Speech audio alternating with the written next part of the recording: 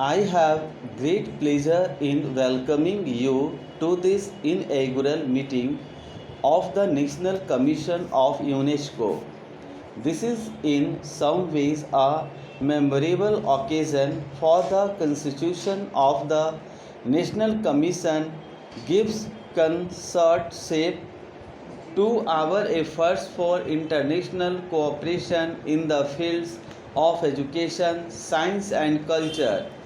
It would therefore perhaps be appropriate if I should describe in some detail aims and objectives of UNESCO and the manner in which it has attempted to carry out its purposes.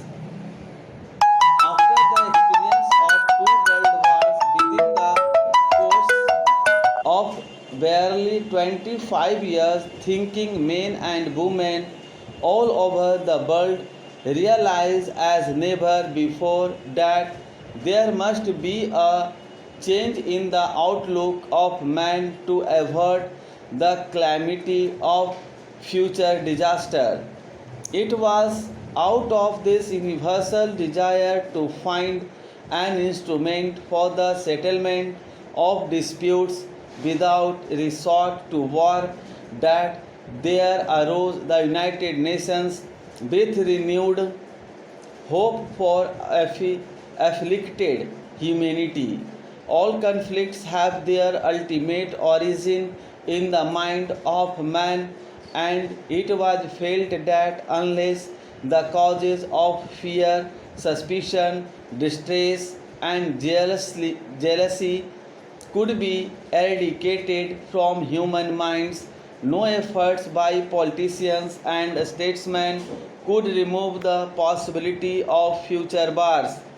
At the time of the preliminary discussions for setting up a United Nations organization, it was therefore decided that there should also be an organization for promoting closer collaboration among different peoples of the world in the fields of education, science, and culture. Accordingly, UNESCO was set up to achieve these ends. At the time of the constitution of UNESCO, it was realized that cooperation and understanding among nations could be built only if there was cooperation and understanding among the different elements within the nation itself. If within a nation itself there were divergent elements whose differing points of view had not been fully coordinated, such a nation could hardly serve as a harmonious unit in the international setting. Experience showed that there was not only large ignorance about different nations, but in many cases, members of the same nation were ignorant of one another's attitudes, beliefs, customs, and faith. This was an experience which was almost universal except in the case of a very few small and homogeneous nations. Further, it was felt that closer cooperation between different elements in our national life would lead to a promotion of activities in all other fields also. The Constitution of UNESCO provides that only states can be members. This guarantees that there will be no possibility of adding to international complications through its activities. There is, however, another aspect of the question which cannot be ignored. The nature of education, science, and culture is such that their cause can be served better by private and voluntary agencies. This is the reason why UNESCO Constitution insists that there should be voluntary bodies or national commissions to perform its functions in the national fields. Unfortunately, the experience of the last 3 years has not fully justified the hopes which were raised by the establishment of the United Nations organization. In spite of the initial agreement which it started, it has today become the arena for struggles between rival blocs.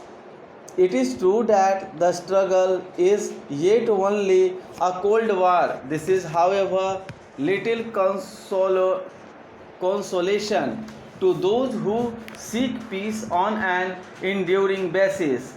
It is tragic that even today nations have not given up the old attitudes which so often led to war.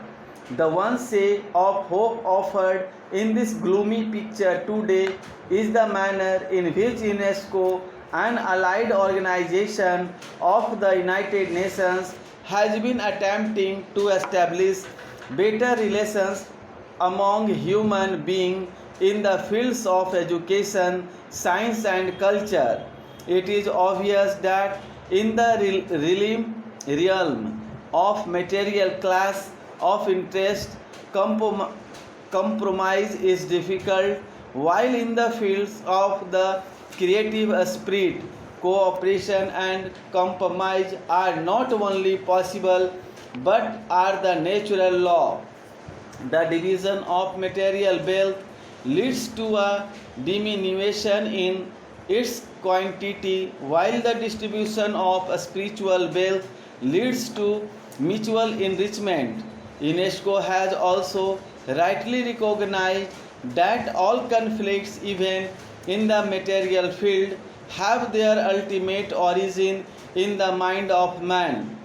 It was therefore felt that unless the causes of fear, suspicion, distress, and jealousy could be eradicated from the human mind, no efforts by the politicians and statesmen alone could remove the possibility of future conflicts. This is the justification of UNESCO as well as the reason why it has become a rallying ground for the faith and hope of all who want to avert the disaster of the Third World War. In its brief life of 3 years, UNESCO has already made considerable progress towards the achievement of its objectives. The very fact of associating together a large number of people of different nations with marked differences in language, background, social habits, and outlook is a considerable achievement. The obligation under the Constitution of holding the General Conference in a different country each year has added to its burdens now.